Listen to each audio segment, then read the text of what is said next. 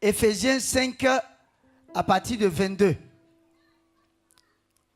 Femmes, soyez soumises à vos maris comme au Seigneur, car le mari est le chef de la femme, comme Christ est le chef de l'Église, qui est son corps et dont il est le sauveur.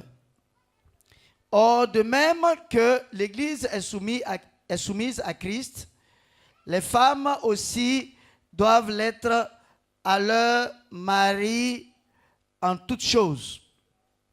Maris, aimez vos femmes, comme Christ a aimé l'Église et s'est livré lui-même pour elle, afin de la sanctifier par la parole après l'avoir purifiée par le baptême d'eau, afin de faire paraître devant lui cette Église glorieuse, sans tache ni ride, ni rien de semblable, mais sainte et irrépréhensible. C'est ainsi que les maris doivent aimer leurs femmes comme leur propre corps.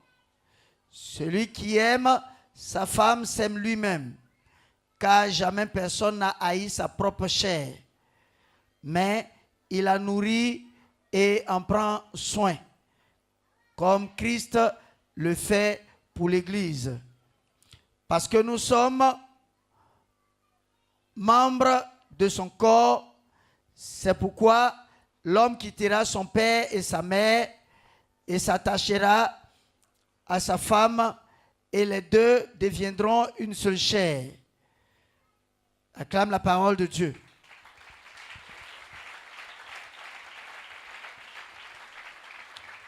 Que le Seigneur soit béni.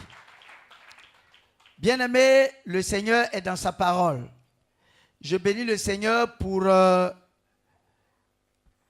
tous ses enfants, ces 7 mariés, je peux dire les 14 mariés, parce qu'un mariage se fait entre 2 personnes. Donc ça fait 14 personnes. Femme, garçon, femme, garçon, femme, garçon. Mais les 7 futurs mariés, je bénis le Seigneur pour leur vie. Parce que chacun ou chacune aurait pu faire de sa vie ce qu'il aurait voulu, comme certaines personnes le font dans le monde. Des femmes qui peuvent avoir 3 à 4 à 5 à 6 copains, comme des hommes également qui peuvent avoir 3 à 4 à 5 à 6 copines. Ou alors des hommes qui pourraient prétendre marier 2 à 3 à 4 à 5 à 6 femmes. La Bible l'interdit. L'objectif du Seigneur, c'est de voir ses enfants obéir à sa parole. L'objectif du Seigneur, c'est de voir ses enfants respecter sa parole. Et je bénis le Seigneur parce que vous êtes là, vous êtes tous là parce que vous avez décidé de faire de vos vies des vies qui respectent la volonté de Dieu.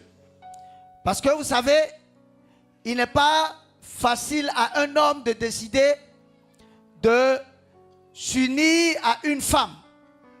Il n'est pas facile aussi à une femme de décider de s'unir à un homme. C'est la grâce de Dieu et c'est l'amour du Seigneur et c'est la recherche de la pure volonté du Seigneur qui nous amène à nous mettre ensemble afin de glorifier le Seigneur. Bien-aimés, je vais reprendre tout ça à la longue. Il y aura vraiment un temps d'enseignement sur les profondeurs de la saine doctrine. Et je reviendrai dessus afin de permettre à chacun de comprendre les bases, les fondements même. Et la conception du Seigneur du mariage. Le Seigneur a créé Adam et Ève afin que Adam et Ève soient des sujets pour sa gloire. Comme la parole de Dieu le dit, nous sommes des instruments de gloire pour le Seigneur. L'homme est un instrument de gloire pour le Seigneur. La parole de Dieu ne dit-elle pas, Dieu a créé tout, mais il voyait que c'était bon. Mais quand il a créé l'homme, il a dit que c'était très bon. Parce que l'homme est un sujet de gloire pour le Seigneur. Et Dieu ne fait rien dans le désordre. Et Dieu ne fait rien contrairement à sa lumière. Dieu ne fait rien contraire à sa pureté.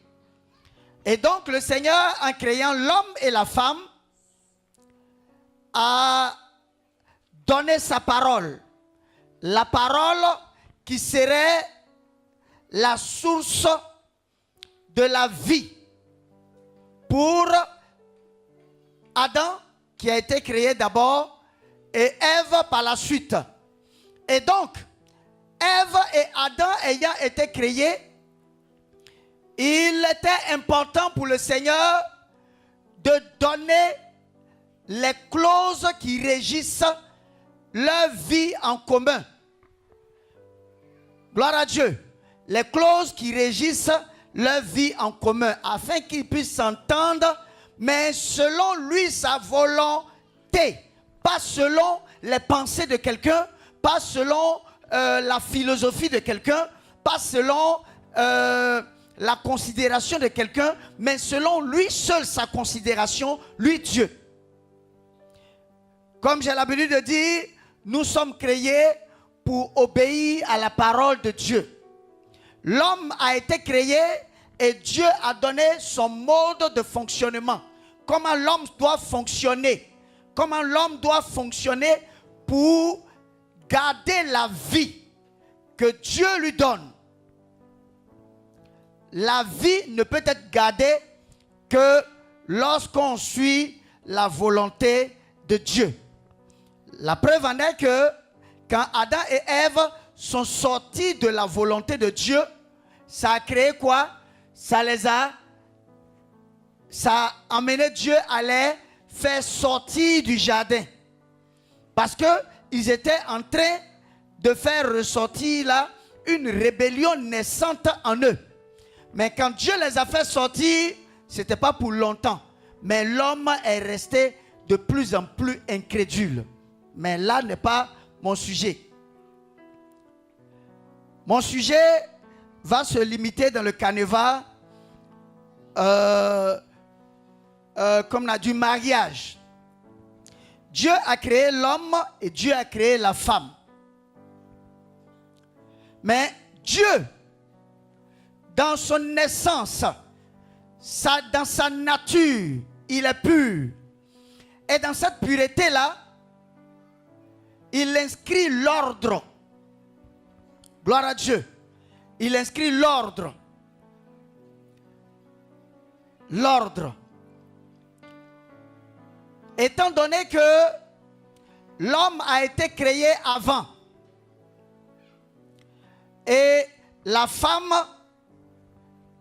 créée par la suite, Dieu a instauré l'ordre. L'homme est le chef de la femme.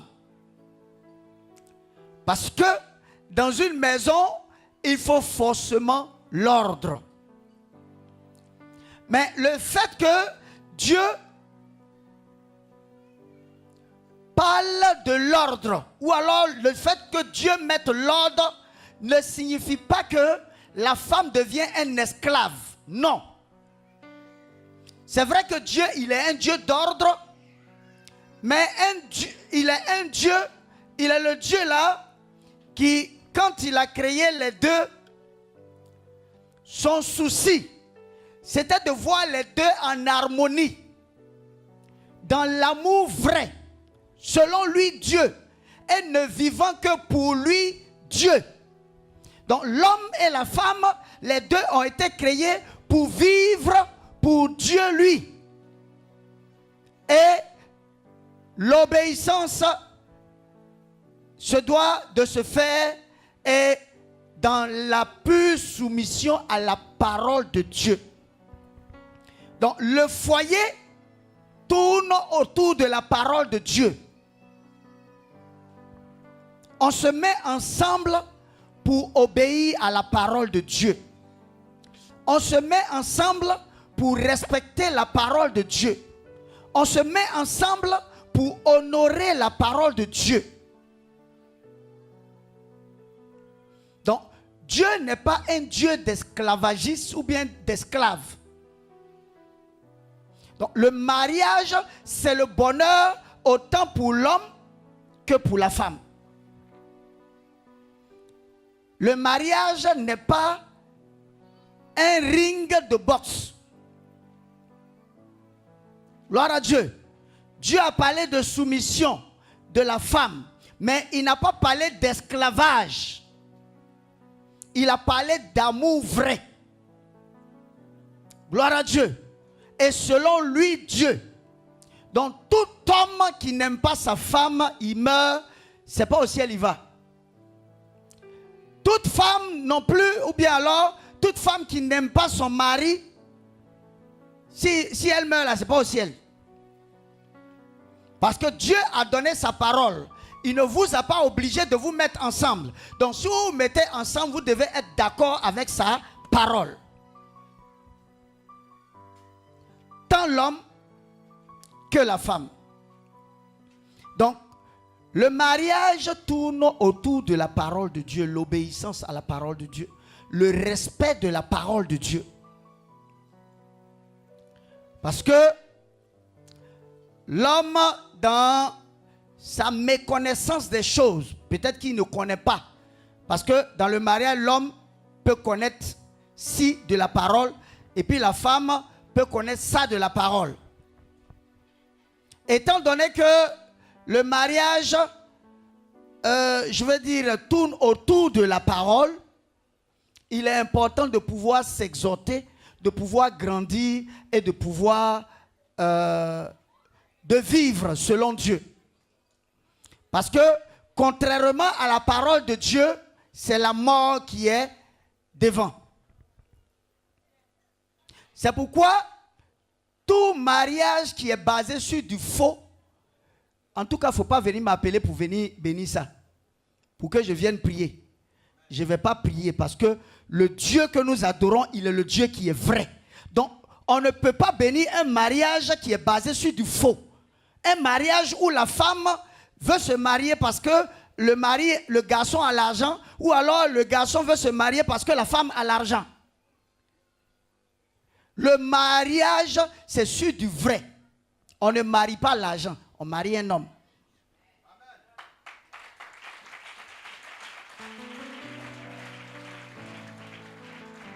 C'est pas voiture non plus qu'on marie. On ne marie pas voiture. C'est l'homme là qu'on marie. Donc, tu l'aimes ou bien c'est voiture là que tu aimes. Si c'est voiture que tu aimes, moi, je ne peux pas prier pour ça. Ça, c'est clair.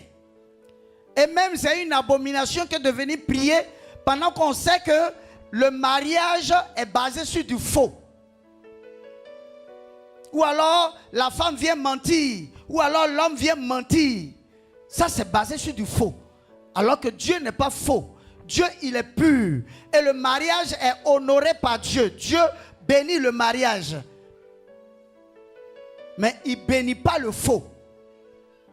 Le faux là. Vous dites à Dieu, Seigneur, pardon, il y avait le faux en nous, on ne veut pas. Donc, viens nous bénir. Gloire à Dieu. Dieu vient bénir. Gloire à Dieu. Donc, le mariage, c'est une union.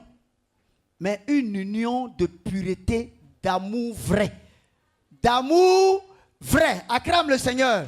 D'amour vrai.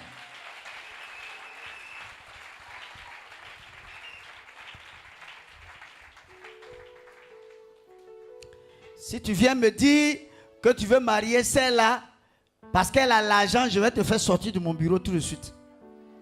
Si tu viens me dire que je veux marier celui-là parce qu'il a l'argent, je te fais sortir de mon bureau tout de suite. C'est du faux.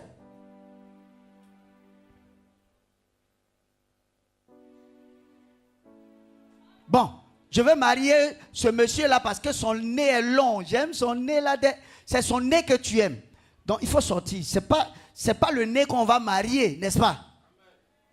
Et le jour, huile chaude tombe sur son nez. Tu vas faire quoi? Ou alors la fille là, ses beaux yeux. Quand je vois ça, tu es encore charnel.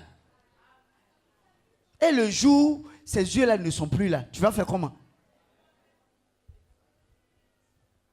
Non, tes beaux yeux là, ce n'est plus là. Donc, je ne t'aime pas vraiment.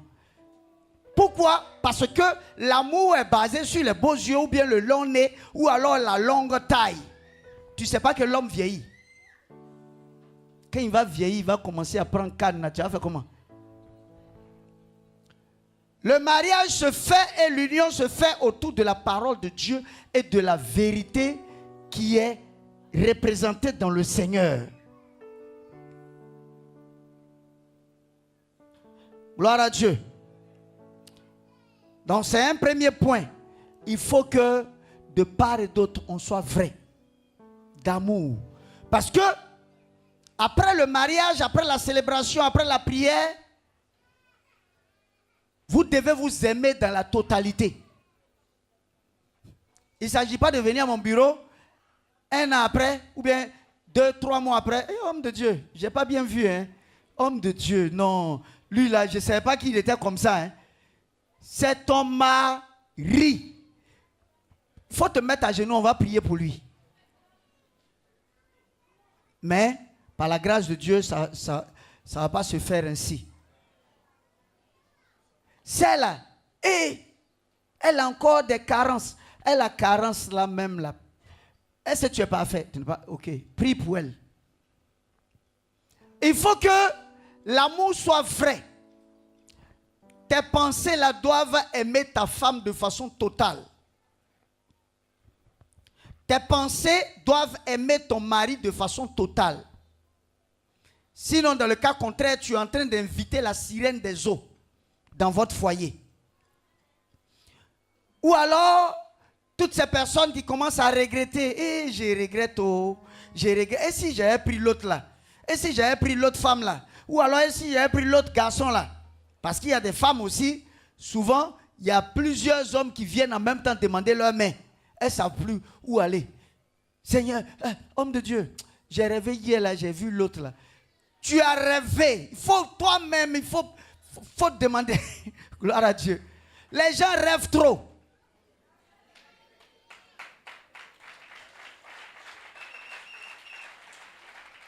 Les gens rêvent trop. Il faut que ton amour là, soit basé sur la crainte de Dieu. Est-ce qu'il a la crainte de Dieu? Est-ce qu'elle a la crainte de Dieu? Au moins, si tu veux te marier, tu vas avoir la crainte de Dieu pour te marier. Donc, ça fait un gain pour le Seigneur. Si tu es trop fâché, tu vas avoir la crainte de Dieu pour te marier. Marie-toi à une femme qui a la crainte de Dieu.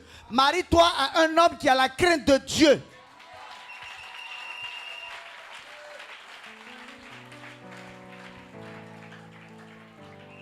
Voilà. Qui a la crainte de Dieu. Que le Seigneur soit béni. Donc, le mariage demande l'amour total. Tu aimes ta femme, point. Il n'y a plus d'autres femmes à part ta femme. C'est vrai que les autres femmes, tu peux prier pour elles, tu peux leur dire bonjour, mais il n'y a plus d'autres femmes à part ta femme. Et puis elle est la plus belle. Il n'y a personne d'autre. Acclame bien le Seigneur.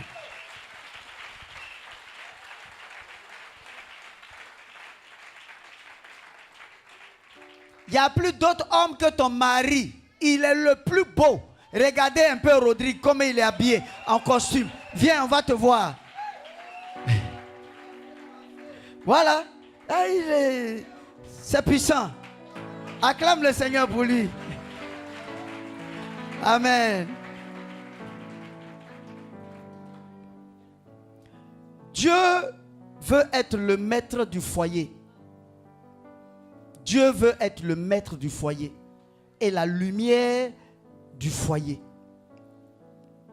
Regardez un peu pourquoi est-ce que les sorciers, quand on les envoie dans un foyer, on les envoie pour diviser les deux. Pourquoi? Parce qu'il y a une grâce dans l'union entre les deux. Il y a un bonheur, il y a la vérité dans l'union entre les deux. Mais l'union dans le vrai. Gloire à Dieu. Donc, toutefois que quelqu'un vient mélanger entre ces deux-là, il est en train de faire le travail du diable. Demandez à ceux qui ont été dans la sorcellerie. Quand ils ont pu attaquer un foyer, ils sont souvent gradés dans l'esprit par Satan. Pourquoi? Parce que l'objectif de Satan, c'est de ne pas voir le bonheur dont Dieu a parlé là dans le foyer. Le bonheur, quand il n'y a pas bonheur, c'est qu'il y a mésentente. Quand il n'y a pas bonheur, c'est qu'il y a palabre. Donc, le diable vient créer les palabres. Le diable vient créer les mésententes. Mais un mari et une femme qui sont des complices, vous êtes comme une seule personne, qui sont complices. Vous-même, vous verrez que vos vies, vos manières même de marcher, vont parler ou alors vont évangéliser des gens, vont amener des gens à donner la vie à Jésus, même à se marier, à vous prendre comme des modèles. Vous n'avez jamais vu des gens dire à des couples: ah, vous deux là, je vous aime trop. Depuis que vous êtes ensemble là, il n'y a pas palabre. Alors que peut-être souvent, il y a des décalages et vous en parlez dans la chambre, calmement, dans la douceur, dans l'amour, dans la simplicité. Ta femme n'est pas, comme on appelle, je ne sais pas comment est-ce que je veux, n'est pas une balle de tennis. Tennis, on tape, quand tu es content, tu tapes. Quand ça revient, tu tapes encore. Quand ça revient, tu tapes. La femme n'est pas une balle de tennis.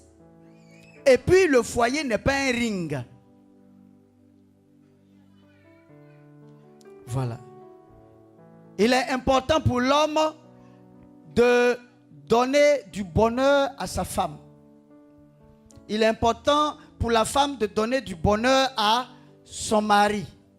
C'est pourquoi dans l'union, il est important de se voir mutuellement comme serviteur et servante de l'autre.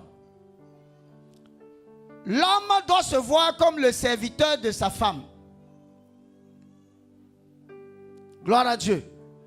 Et la femme doit se voir comme la servante de son mari. Je veux dire qu'il faut que chacun travaille au bonheur de l'autre. Il faut que chacun travaille pour le bonheur de l'autre. Travailler pour le bonheur de l'autre, c'est comprendre ses faiblesses. Parce que vous pouvez vous marier et puis il peut y avoir des faiblesses ici par moment. Mais il faut pouvoir combler, il faut pouvoir couvrir et puis avancer, aider. Parce que l'objectif, c'est que la route est encore longue. Il faut s'aider, s'entraider pour avancer. Priez pour vos maris, priez pour vos femmes. Tu ne peux pas dire que tu pries pour ta femme ou alors tu pries pour ton mari sans toutefois l'aider par ton caractère qui change ou alors sans toutefois l'aider en faisant tout ton possible pour faire son bonheur. Gloire à Dieu. C'est bien de s'asseoir là. Oui, vous voyez, les hommes qui se sont mariés 30 ans, 40 ans, 50 ans, il faut les respecter. Acclame pour tous ceux-là qui se sont mariés à 40 ans, 30 ans. Voilà. C'est pas facile, hein? Mais qui sont restés fidèles à leurs femmes. Et les femmes qui sont restées fidèles à leur mari. C'est pourquoi, vous savez, tout à l'heure, quand on va prier, les deux là sont unis désormais. C'est-à-dire, garçon, femme, les deux sont unis. C'est pourquoi, si une femme fait une gaffe là-bas, on est obligé de dire à son mari, si on est dans la vérité vraiment. Puisque les deux là sont unis. Je ne sais pas si on se comprend. Si un homme fait une gaffe en allant coucher avec une femme, on doit forcément dire à sa femme. Ça, c'est ce que Dieu veut. C'est bien. Je veux dire que c'est bien de demander pardon à Dieu, mais celui que ça indexe en même temps, là, il faut lui parler, il faut lui dire ça. C'est comme quelqu'un qui a volé l'argent de quelqu'un, la personne est là, et est en train de pleurer, et puis toi tu es en train de demander pardon à Dieu. Dieu va te dire, prends l'argent, tu vas le lui donner. Ou alors si tu veux lui demander, va lui dire, pardon, l'argent là j'ai pris, je te demande pardon, voici ton argent. Pour que la confession soit totale et correcte. On ne va pas demander pardon pendant que la personne est en train de pleurer là. Non, moi j'ai déjà demandé pardon à Dieu, je vais bouffer le reste de l'argent. Non. Il faut pouvoir restituer. C'est pourquoi la parole de Dieu le dit, autant que faire se peut, soyez en paix avec tous. Recherchez la sanctification et la paix avec tous, sans laquelle nul ne peut aller au ciel. Pourquoi est-ce que le Seigneur parle toujours de paix avec tous? La paix avec tous, la paix avec tous. C'est vrai, tu as demandé pardon à Dieu, mais tu as son argent là. Il est devant toi, vous vous voyez. Toi, tu as allé demander pardon, et puis il est assis là, son cœur lui fait mal. Non, Dieu ne travaille pas comme ça. C'est vrai, tu demandes pardon, va lui demander pardon directement. Maintenant, si lui, il trouve que, après avoir demandé pardon, il est d'accord pour te laisser l'argent, il n'y a pas de problème. Devant le Seigneur, c'est annulé en même temps. Voilà. Donc, gloire soit rendue au Seigneur parce que vous vous mariez. Il faut dire d'abord ces clauses-là. Et puis, comprenez que dans un foyer de chrétiens, parce que quand j'ai dit sainte doctrine, on a dit non, c'est que c'est vous qui faites sainte doctrine. Les gens même... quand on dit sainte doctrine, ils se disent que c'est une doctrine à part, alors que c'est la parole de Dieu. Donc, selon Dieu et selon la sainteté de Dieu, selon la sainte doctrine, il y a des choses qu'il ne faut pas faire. La Bible dit en...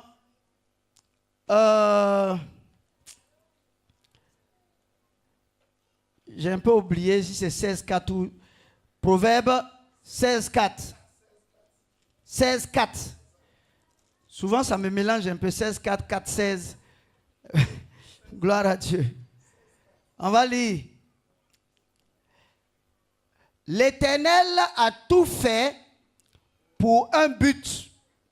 C'est-à-dire tout ce qui est sur nous là, c'est pour un but, un objectif. Même le méchant pour le jour du malheur. Donc, l'Éternel a tout fait pour un but. Donc, dans un foyer chrétien, et surtout le lit conjugal qui se doit d'être exempt de toute souillure. Il faut éviter ce qu'on appelle la fellation. La fellation, je pense que tout le monde connaît. Gloire à Dieu. Il faut éviter également la sodomie. La sodomie. Sinon, dans le cas contraire, tu deviens un PD. Peut-être tu fais PD, tu es PD, mais tu es avec ta femme, quoi. Mais vous êtes PD.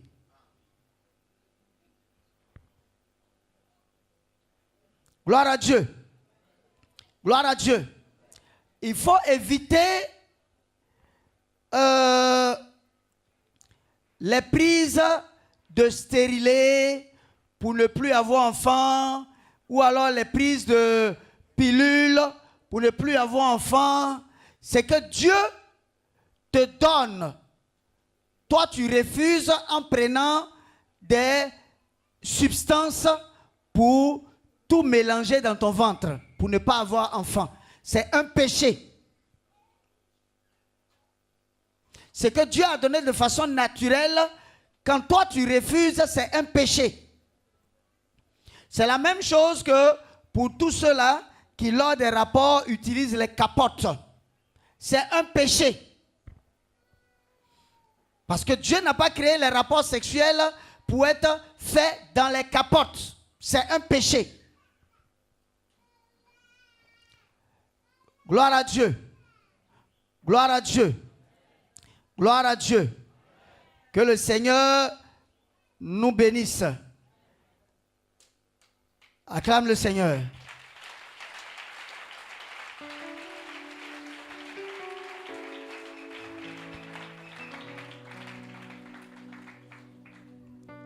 La femme se doit de se soumettre à son mari. Se soumettre à son mari. Se soumettre à son mari. Gloire à Dieu. Voilà. Se soumettre à son mari, c'est important. Et l'homme se doit d'aimer sa femme. Mais quand Dieu parle, il faut que j'explique ça encore. C'est important. Quand Dieu parle de soumission, Dieu parle de soumission à son mari qui lui-même se soumet à la parole de Dieu. Je ne sais pas si je comprends. Gloire à Dieu. Sinon, la soumission devient désormais physique et non spirituelle.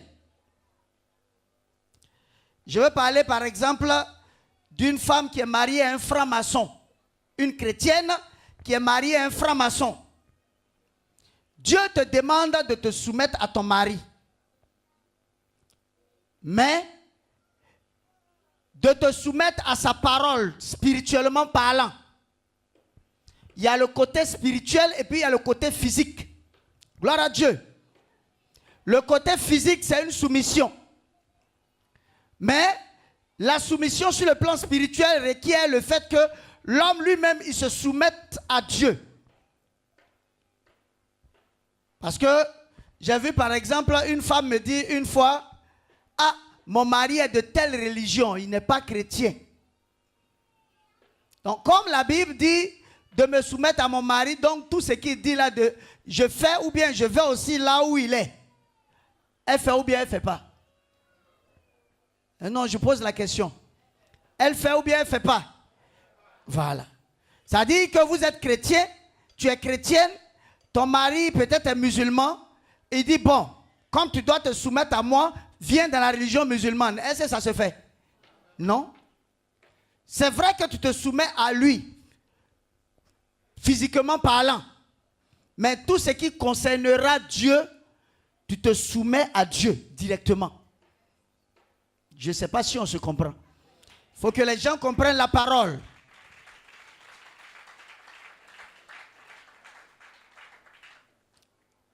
Donc, Dieu a donné l'ordre. C'est-à-dire, lui, Dieu, le mari se soumet à lui, Dieu. Et la femme se soumet à son mari. Maintenant, si au milieu, là, il n'est pas là, la femme fait quoi? Elle se soumet directement à Dieu. C'est comme par exemple l'Église. L'Église se soumet à moi tant que moi je me soumets à Dieu. Mais si je sors, est-ce que je vais te dire d'aller chercher plusieurs femmes et puis tu vas me dire non, bon, comme tu te soumets, attends, je vais aller chercher plusieurs femmes. Non. L'Église se soumet tant que moi je me soumets à Dieu. Mais si vous voyez que je commence à ne plus me soumettre à Dieu, je commence à dire maintenant des bêtises. Est-ce que Dieu vous oblige à vous soumettre? Non. C'est la même chose. Il faut comprendre les choses spirituelles. C'est vrai que dans le cadre de l'ordre, Dieu demande à l'Église de se soumettre à son serviteur qui lui se soumet. C'est dans le cadre de l'ordre. Parce que s'il n'y a pas quelqu'un dans l'église qui peut te dire ça là, il ne faut pas faire, ça il faut faire, ça il ne faut pas faire, tu risques d'être un enfant raté. Mais il faut que cela se fasse en se soumettant aussi à Dieu. Gloire à Dieu. Voilà. Il faut que les gens comprennent bien la parole. Là, certains diront, oui, Dieu dit de te soumettre à moi, donc allons, on va voler. Est-ce que c'est ça? Ce n'est pas de ça que Dieu parle. J'ai eu à le dire une fois, toute révélation qui ne respecte pas la nature de Dieu, ce n'est pas une révélation qui vient de Dieu. Tu peux même lire la parole de Dieu, mais il y a l'interprétation spirituelle. Mais si l'interprétation que tu donnes n'obéit pas à la nature de Dieu lui-même qui a donné, c'est que ce n'est pas une bonne interprétation. Gloire à Dieu. Mais quand ton mari, il a la connaissance spirituelle, il est en même temps chef sur le plan physique et il est en même temps chef sur le plan spirituel. Je pense qu'on se comprend, hein? Voilà. Il te dira, cette manière de marcher là, il ne faut pas faire comme ça, va comme ceci. Cette manière de faire là, ce n'est pas comme ceci, fais comme cela. C'est pourquoi des mariés, quand vous vous mariez, quand il y a un problème, il est important, quand vous n'arrivez pas à comprendre quelque chose, une situation, peut-être au lit, ce qu'il ne faut pas faire, ou alors qu'est-ce qu'il ne faut pas faire dans tel cas, dans telle situation. Quand vous ne comprenez pas, puisque le mariage c'est pour, je veux dire, se mettre en ordre avec Dieu, il est important de voir le pasteur. Pour qu'il vous donne la ligne à suivre, et puis pour que vous puissiez entrer dans cette ligne-là et puis avancer. Je pense qu'on se comprend. Il ne faut pas mal comprendre la parole de Dieu. Parce qu'il y a une femme comme ça qui m'a dit une fois, mais mon mari est musulman, tu sais que je vais le suivre à la mosquée. Jamais, jamais, jamais tu ne me verras te dire ça. Voilà. Tout ce qui est physiquement normal, tu dois te soumettre. Faire ce qu'il y a à faire, te soumettre totalement. Qui sait, ta soumission à ton mari là va l'emmener à Jésus.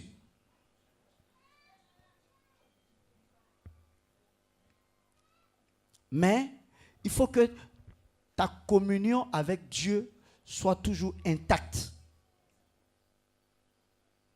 Je reviendrai sur le mariage. Il y a beaucoup de choses à dire dedans.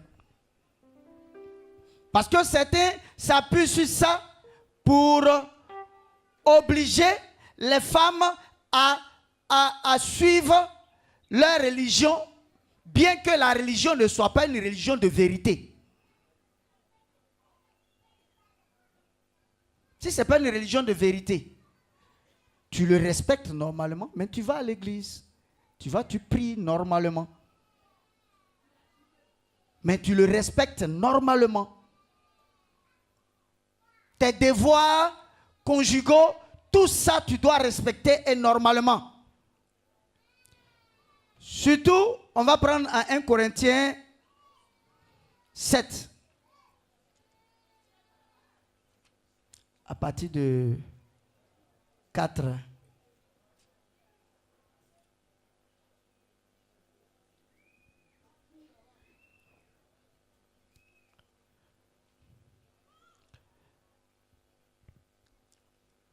À partir de 4. Bon, à partir de 3, on va prendre 3. Que le mari rende à sa femme ce qu'il lui doit. Et que la femme agisse de même envers son mari. La femme n'a pas d'autorité sur son propre corps, mais c'est le mari. Et pareillement, le mari n'a pas d'autorité sur son propre corps, mais c'est la femme. Ne vous privez point l'un de l'autre, si ce n'est d'un commun accord pour un temps afin de vaquer à la prière. Je ne veux pas entendre une femme dire que moi là, je n'ai plus envie de mon mari au lit. Je ne veux pas aussi entendre que le mari dise oui là moi je ne veux plus. Dans le mariage, il y a ça aussi. Il faut dire, bon, vous dites ça. Dans le mariage, il y a ça aussi. Répétez après moi. Dans le mariage, il y a ça aussi. Voilà. Je sais qu'on se comprend. Il ne faut pas dire non, moi là, moi je suis trop spirituel. Moi, ces choses-là, il aime trop ça. Il aime quoi?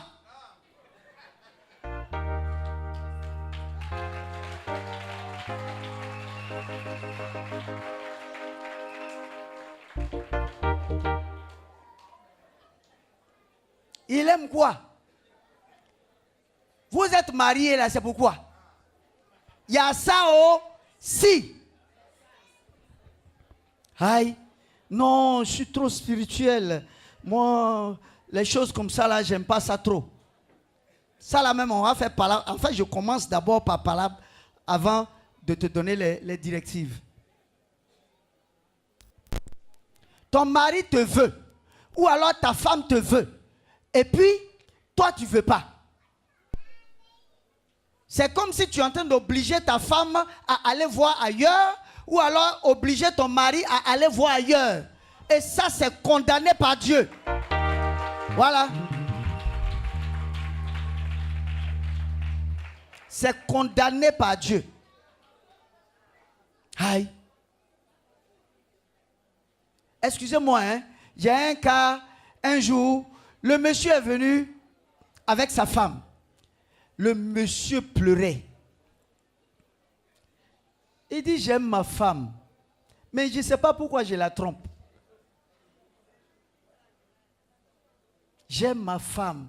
Sa femme aussi, elle est là, je veux dire, rigoureuse un peu là. Non, moi là, je veux le divorce, bon. Et j'ai écouté les deux. C'est vrai que aller voir ailleurs, c'est pas bon. Ça, le mari a tort. Mais j'ai dit à la femme, c'est toi la même qui est à la base. Donc si lui doit aller en enfer, vous deux, vous partez ensemble. Elle peut faire 6 mois. Elle lui dit, ça peut pas. Ça peut pas quoi?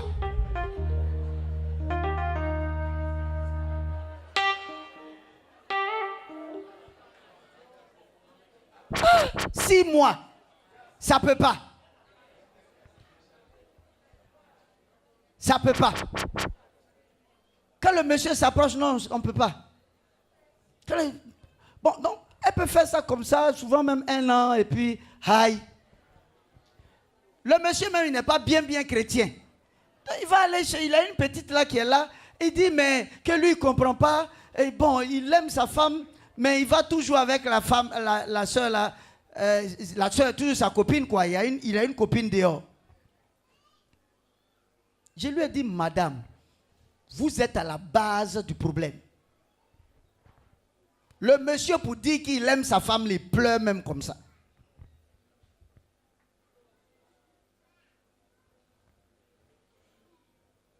Et toute femme qui le fait, ne pense pas que tu vas au ciel. C'est vrai que quand ça ne va pas, ou alors quand il y a un malaise, ou alors un problème, ah, tu en parles avec ton mari, vraiment tu sais que je suis malade, ou alors on peut comprendre. On peut comprendre un peu. J'ai dit un peu. Dis avec moi un peu. Voilà.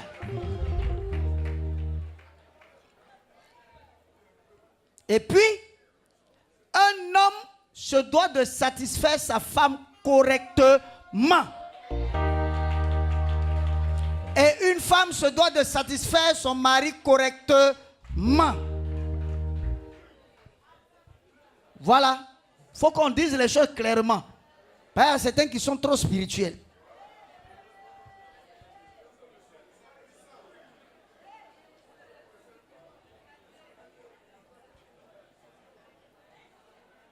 J'en parle. Je ne sais pas pourquoi le Seigneur veut que j'en parle en direct.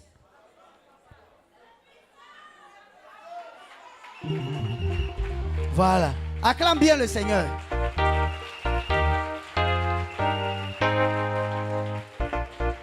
Il faut que ta femme soit satisfaite normalement. Et il faut que aussi le mari soit satisfait normalement. Il ne s'agit pas de dire, je suis fatigué. Oh, tu n'es pas fatigué. Acclamez bien le Seigneur, si vous avez compris. C'est ça. Parce que il y a bien des femmes qui vivent vraiment cette douleur-là au foyer. Elles ne sont pas vraiment satisfaites.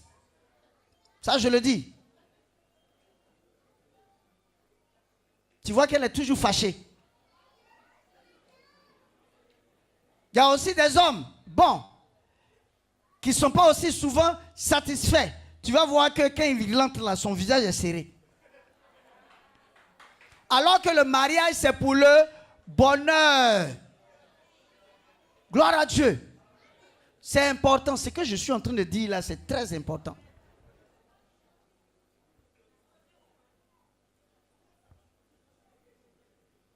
Si tu as quelque chose qui ne fonctionne pas, va chez le médecin.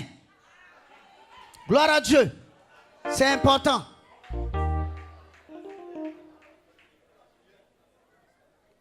Et la prière. Que le Seigneur soit béni. Voilà. Je préfère dire ça clairement.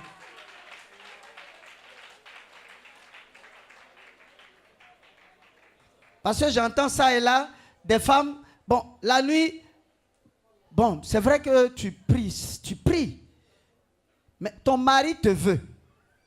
Tu fais comment? Non, laisse-toi, tu es trop païen. Oui, ça là, si c'est pas dans un mois, il faut rester là. Moi, ça c'est pas de Dieu. Voilà. Que le Seigneur nous bénisse. Dieu te dit de prier normalement, mais Dieu aussi te dit de satisfaire ton mari. Dieu te dit de prier normalement, mais Dieu aussi te dit de satisfaire ta femme. C'est important. Pour que quelqu'un va venir me dire, non, c'est trop. Non, il n'y a pas. Gloire à Dieu. Acclame le Seigneur si tu as bien compris.